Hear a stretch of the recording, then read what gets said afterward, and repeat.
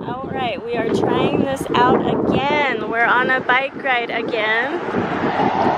And we just might have to walk up and down those hills where Derek got hurt last time. So, here we go. Let's hope for a better family bike ride this time. You stay behind Daddy, okay? Okay. Keep going, keep going. That straight hill is tall. Yeah. Yep, keep going, keep going. Alright, this is the exact hill where he was coming down way too fast and hit right over that bench over there. So we're walking down, we're walking down. And after this, there's no more hills, so we should be good to just cruise. Alright, let Daddy go in front of you, okay? Good job.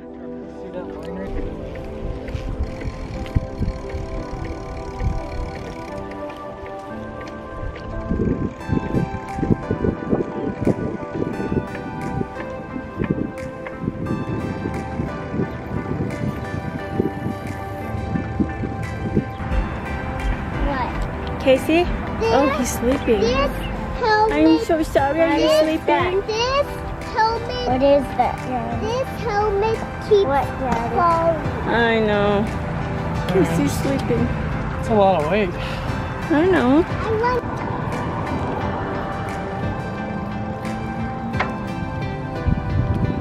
Oh, we're coming upon some geese. This is the spot where all the geese are. I can't zoom in right now, I'm riding, but they're right there. Look at them. Oh, whoa, sit down, girls. Oh my goodness, sit down.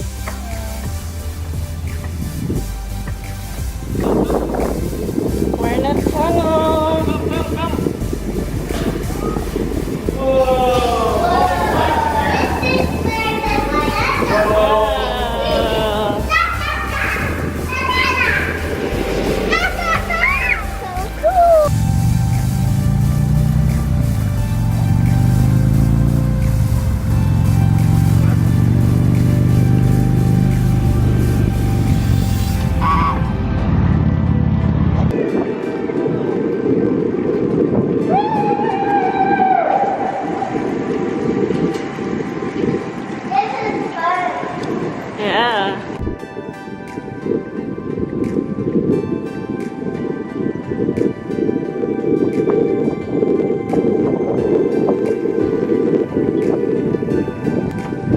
Of you, Derek. You've done a lot. We've gone a long ways. You awake now? Yeah. We're taking a little break. Aria, lean back, please. Lean back. I know it's kind of hard to lean back. You doing okay, honey? Carrying all this weight here.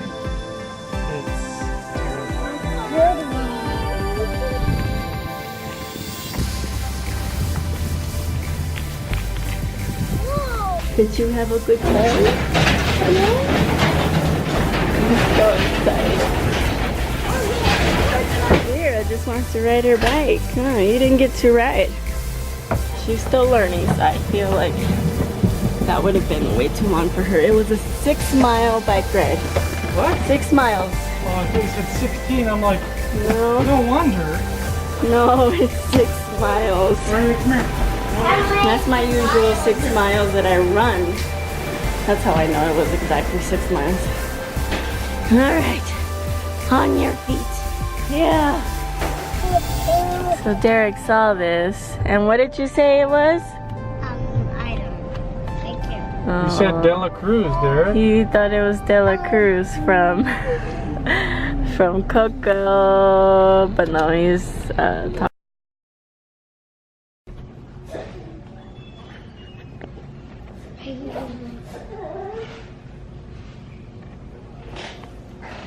Okay, so Casey, he blacked out just like he always does, but this time he didn't come to for a very long time. Super long time. He wasn't moving, he wasn't doing anything, and so we brought him in. And it still took him a long time to come to. Like he wasn't seeing anything, he couldn't even focus on me. He wasn't moving his body, and so we brought him in.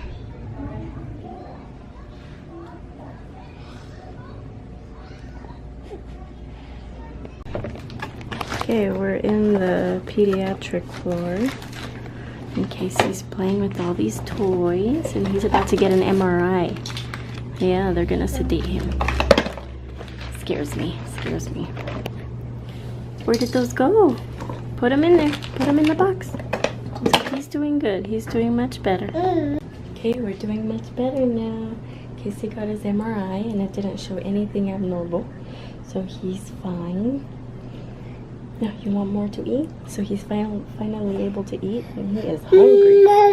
Yes. So we got awesome friends who are taking dinner to our house tonight for the other kids. And then Cameron's gonna come and hang out with us for a little bit. We might go home today, I don't know. Daddy's here. We're gonna go home soon. Very soon. We're happy to go home. I was the kind of kid that was just screaming. Yeah. For like a little tiny shot. My daughter and I got surgeries in the spring. I just laid there and she's really so impressed with her. Wow. Alright, we're walking out. Casey, are you okay? You're okay, huh? Yes. Getting our Alright guys, we are home. I'm so glad we got home. I was able to shower really quick because I've been so nasty.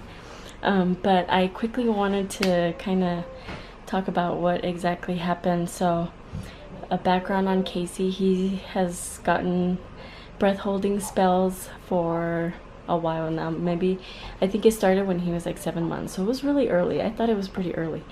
But anyway, and he gets them quite often.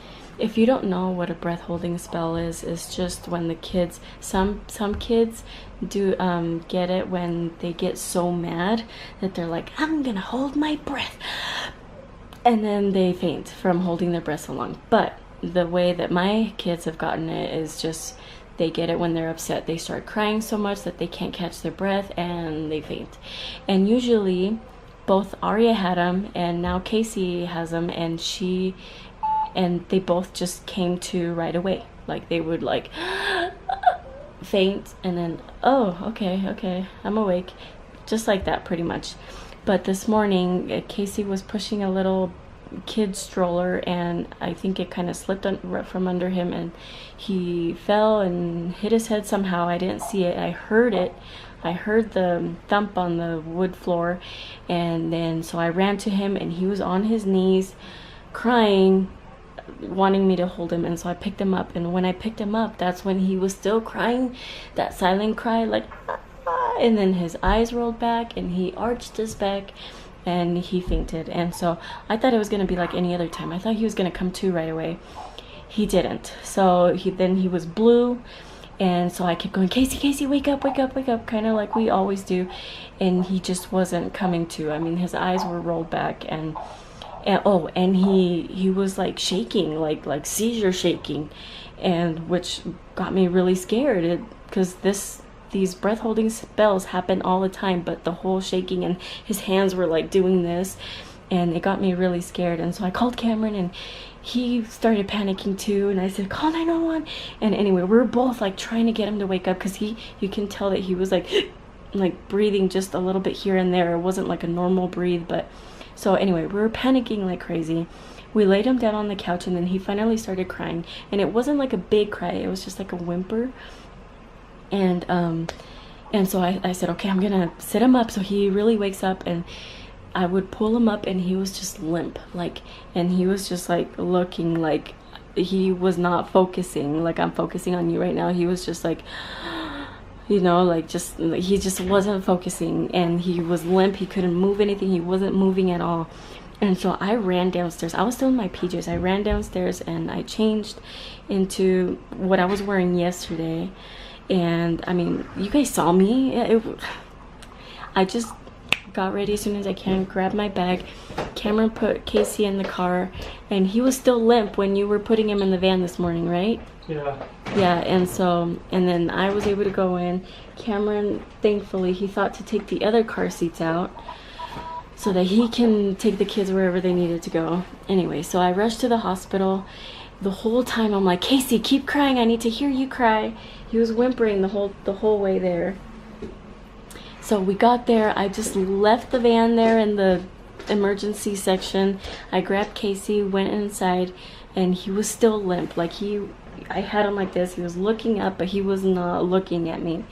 And I took him in, and they usually do like the triage thing where they look at the injury or whatever it is, but no, they just like rushed him into the back, and they got an IV on him so quickly, and he was so limp that when they poked him for the IV, like he just like twitched a little bit. It wasn't like, I mean, if it was any other day, he'd be like, get that thing off of me, and he'd be crying. And then, yeah, he was crying. He just wasn't moving like he normally does. And so so they ran all these tests, and his kidneys were fine, his blood sugar was fine. They did say his lactic acid was really high, but that was just because of what he had just been through, and so there was nothing to be concerned about. And so they decided to do a CT scan, and they did it, and Casey CT scan. Okay. And Casey, he was kind of crying while they were doing the CT scan, and so it came out blurry. So on the CT scan, it looked like there was something abnormal in the the frontal lobe. Oh. And so they're like, we got to get him in for an MRI. And because they're like, we don't know if it was a seizure, we don't know if there's something wrong in his brain that caused this long fainting episode. And so they got him into an MRI, and they were gonna have to sedate him. So that was pretty much another scary part of today, where they had to put him down so he would sit still for the MRI. And anyway, did they like gas him? Yeah, they gassed him, and they called me in when it was over, and he was just like unconscious. It was so scary, but he was waking up as we were heading to like the recovery from the MRI, or from the anesthesia. But anyway, the cool thing about the MRI situation is that a guy from our church was doing it, and so I kind of know him, and that just felt a little better. Anyway, so after that, he was just like really lethargic. Like he was just crying so much because he was just confused. He was like, wait, well, what just happened? And so that was a little hard. But after that, I mean, he was crawling around, he's going crazy, climbing on everything that he could. And then the doctor finally came in with the results of the MRI. I didn't see the scans or anything, but first he wanted to hear my story, so I told him everything I just told you. And he goes, well, the scans came back normal. There is nothing. What looked like an abnormality in the CT scan was nothing. It was just that it was blurry, that he was moving while it was getting done. And so the MRI got a clear picture of it, and he's fine. There's nothing wrong with his brain. Great news. Bad news is that this was just a normal breath holding spell. Yes? What are you scared of? The bad news is that it was just a normal breath holding spell, and he just took forever for his body to be normal again. So usually when it happens, like I said, he just faints and then wakes up. He's like, whoa, okay, I'm back. But this time, from the time that it happened to the time when he was normal, it was probably like an hour. So if it happens again at home, they were like, he's fine. He really is going to be fine. It's like, they told me, it's like when you shut a computer down without, like, not the proper way to do it. Like, you just shut it down, you just press the button, and then when you turn it back on, it just takes a little longer for it to reboot and to be able to turn on again.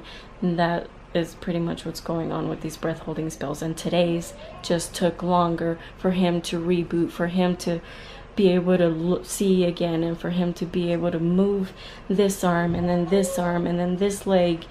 And so it's just a scary thing to go through. And what will help to prevent that is just to watch him more carefully. And so that's kind of like the bad news, because I just feel like, I mean, I don't want that to ever happen again. That was really scary. But the doctor's like, it's probably more scary for you, but he is fine. So anyway, I hope I didn't take too much time, but I just wanted to say all of this in this video for whoever else that might be going through the same thing. This might help you even a little bit to hear of somebody else's experience. So thank you for being here today. Hopefully the next vlog will be on a happier note. So we'll see you then.